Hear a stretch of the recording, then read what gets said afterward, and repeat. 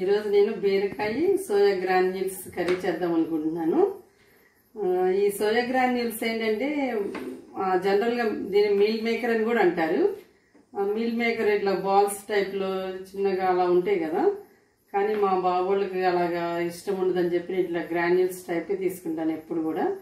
చాలా టేస్టీ ఉంటుంది. మెయిన్ ఇది హై ప్రోటీన్ డైట్ అని కూడా చెప్పచ్చు.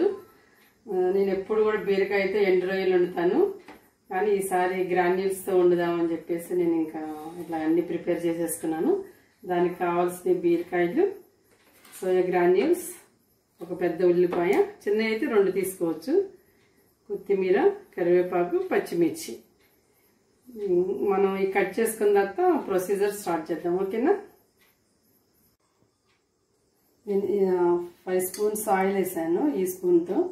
అది డిపెండ్స్ అనమాట మన కూరగాయలను బట్టి. ఇప్పుడు నేను 3 ఇందాక చూసారు కదా, ఆ బీరకాయలకి నేను 5 స్పూన్స్ ఆయిల్ వేసాను. ఈ స్పూను ఆయిల్ మరిగిపోయింది. నెక్స్ట్ తాలింపు గింజలు, పచ్చెనపప్పు. కొంచెం ఇందులో తాలింపు గింజలు ఎక్కువ వేసుకుంటేనే బాగుంటుంది. అదే రొయ్యలు అట్లాంటి వాటిలో అసలు ఏ అవసరం లేదు. ఇలాంటి కర్రీస్లో ఏంటంటే తాలింపు గింజలు ఎక్కువ ఉన్నా కూడా టేస్ట్ బాగుంటుంది. ఇప్పుడు నేను పచ్చెనపప్పు, మినప్పప్పు, ఆవాలు, జీలకర్ర వేసాను. నెక్స్ట్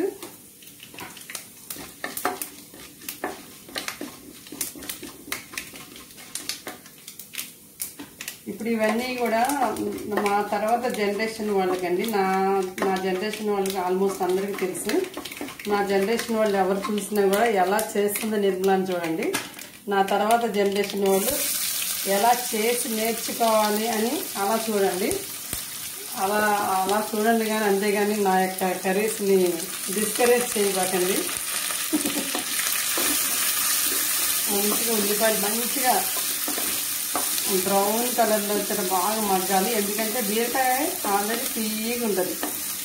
ఈ ఉల్లిపాయలు కూడా దానితో కలిసింది అనుకోండి, ఇంకా తీయగా ఉంటుంది. అందుకని ఇది బాగా మగ్గినాయి అనుకోండి, అప్పుడు ఆ స్వీట్నెస్ అనేది కొంచెం రెడ్యూస్ అవుతుంది అనమాట.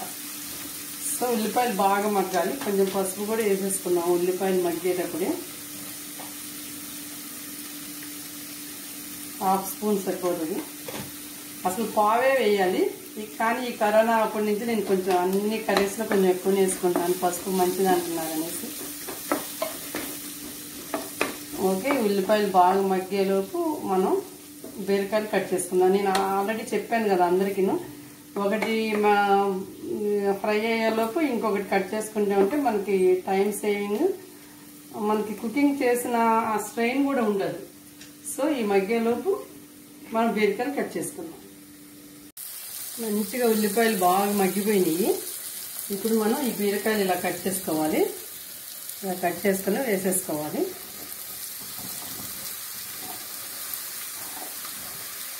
బీరకాయలు చాలా మంచిదండి, హెల్త్ వైజ్గా కూడా చాలా మంచిది. డైజెషన్ కానీ డయాబెటిక్లకి మంచి బెనిఫిట్స్ ఉంటాయి. ఇంకొక విషయం చెప్పాలి, ఈ బీరకాయల చెక్క అనేది నేను ఎప్పుడు అసలు పడేయను.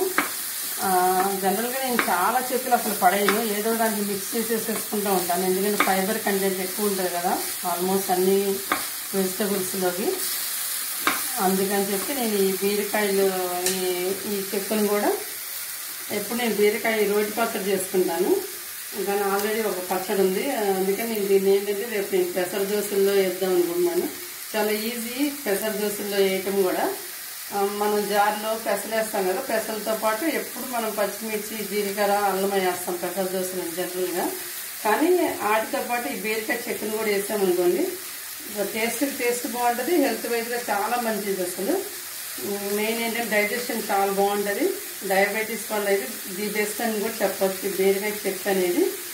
సో ఈసారి ఎవరైనా తెలియని వాళ్ళు ఇట్లా ట్రై చేయండి, బీరకాయ చెక్కతో దోశలు ఎలా ఉంటాయి అని. ఓకేనా? ఇది బీరకాయలు మనం వేసేస్తాము. ఇప్పుడు ఈ బీరకాయలు హాఫ్ కుక్ అయిన తర్వాత మనం మీల్ మేకర్ సోయా గ్రాన్యూల్స్ అనేది వేయాలన్నమాట. సో ఇది మనం మగ్గిన తర్వాత కొంచెం మగ్గించిన తర్వాత అవి వేసేటప్పుడు చూపిస్తాను మీకు. ఇంకొక విషయం మీకు ముందే చెప్పాలి, నేను ఇప్పుడు చెప్తున్నాను. ఈ బీరకాయలు మగ్గేలోపు కొంచెం వాటర్ని మనం హీట్ చేసుకోవాలన్నమాట. కొంచెం వాటర్ హీట్ చేసుకున్న తర్వాత ఈ సోయా గ్రాన్యూల్స్ అనేది వేసుకోవాలి. జస్ట్ ఇలా వేసేసుకొని తీసేసుకోవడమే.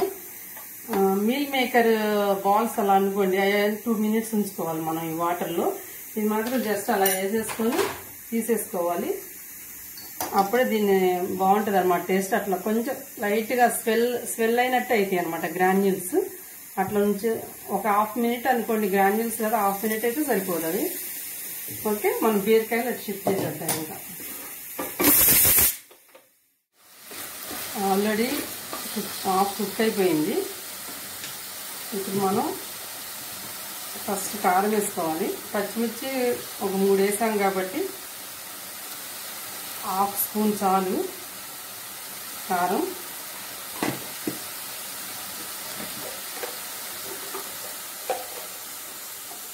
ఒక స్పూను సాల్ట్. ఎందుకంటే 1 స్పూన్ కారం 1 స్పూన్ సాల్ట్ వేయాలి. కానీ నేను ఆల్రెడీ 3 పచ్చిమిర్చి వేసాను కాబట్టి 1/2 స్పూన్ కారం వేసాను, 1 స్పూన్ సాల్ట్ వేసాను. ఇప్పుడు ధనియాల పౌడర్ 1 స్పూను.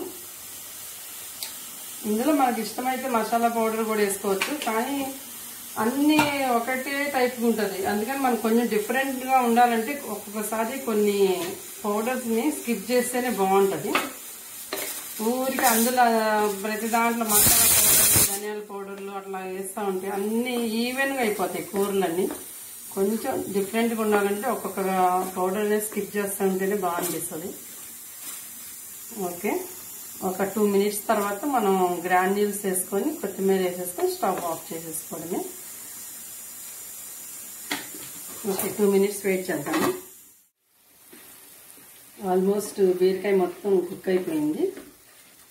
నేను ఇప్పుడే చెక్ చేశాను కుక్ అయిందా లేదా అని. మంచిగా కుక్ అయిపోయింది. బీరకాయ కూడా చాలా సాఫ్ట్ కదా, తొందరగా కుక్ అయిపోతుంది. ఇప్పుడు మనం ఈ గ్రాన్యూల్స్ని ఇందాక వేడి నీళ్ళల్లో మనం వేసాం కదా, జస్ట్ 1/2 minute ఉంచేసుకొని తీసాం కదా, దీన్ని ఇట్లాగా వడబుట్టలో వేసుకోవాలి. ఆ వాటర్ అంతా వెళ్ళిపోయిన తర్వాత ఇట్లా డ్రైన్ చేసుకొని ఇలా వేసుకోవాలి. ఏదైనా ఇట్లా నీట్గా వేసుకోవాలండి, ఊరికే గిన్నెలకి సగం ఉంచుద్ది. ప్రతిదీ చాలా వాల్యుబుల్, ఏది వేస్ట్ చేయకూడదు. ఓకే, చక్కగా ఇట్లా కలిపేసేసుకొని ఒక 1 minute 2 minutes అట్లా ఉంచేసుకుంటే సరిపోతుంది. మనం ఏంటంటే మళ్ళీ ఊరికి ఎందుకు దీని దగ్గరికి రావడం అని చెప్పేసి ఇది కొంచెం మగ్గేలోపు జస్ట్ ఆ 2 minutes లోపు మనం ఈ స్లోగా ఈ కొత్తిమీర ఇలా ఇలా వేసేసుకుంటూ ఉంటే అది గార్నిష్ కింద ఉంటుంది. At the same time granules కూడా కుక్ అయిపోతాయి. ఇలా కూరను చూసుకుంటా ఇలా ఇలా నిదానంగా కట్ చేసేసుకుంటే సరిపోతుంది. మన ఇష్టం కొత్తిమీర అనేది మన ఇష్టం, ఎంతైనా వేసుకోవచ్చు. ఇక మా వారు షూట్ చేస్తున్నారు, చాలా అన్నారు, ఆపేసాను నేను. వావ్, సూపర్ ఉంది కదా శ్రీను. అందరు ఫన్ మిస్ అయిందంటారు. శ్రీను ఏదో నాకు జోక్ అయ్యి అపీరెన్స్ ఎలా ఉందో చెప్పు. సూపర్. ఓకే, ఆయిల్ కూడా చక్కగా సైడ్స్ వచ్చేస్తుంది మంచిగా. మా చిన్న ఈరోజు చాలా బిజీగా ఉన్నాడు. చిన్న ఉంటే ఇంకా ఫన్ ఎక్కువ ఉంటది. జనరల్ గా నాన్ వెజ్ తిన్నోళ్ళు ఈ సోయా బీన్స్ ఎక్కువ వాడతారు గ్రాన్యూల్స్ ని. It is equivalent to mutton. Proteins బాగా ఉంటాయి. చూసారు కదా, మా హస్బెండ్ కూడా చెప్పారు మంచిగా. తెలియని వాళ్ళు మంచిగా ఫాలో అవ్వండి. ఓకే, బీరకాయ మంచి ఫైబర్, డైజెషన్ కి డయాబెటిక్స్ కి మంచిది. ఓకే ఓకే అండి, నేను ఆఫ్ చేసేస్తున్నాను, స్టవ్ ఆఫ్ చేసేస్తున్నాను. ఇలా ఉంటుంది కర్రీ. ఇంకా thanks for watching. See you next video. Bye.